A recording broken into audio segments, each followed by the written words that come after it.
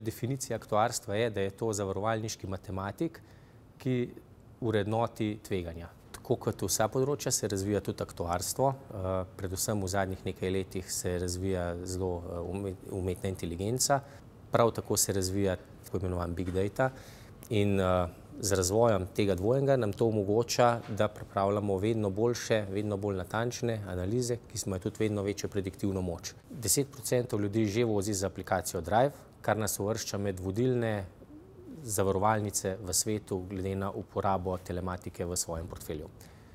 Pred nami so Italijani in pa Velika Britanija. Sami podatki Driva pa izkazujejo statistično značilne rezultate, ki kažejo na to, da so uporabniki Driva dejansko bolj varni od tistih, ki Driva ne uporabljajo.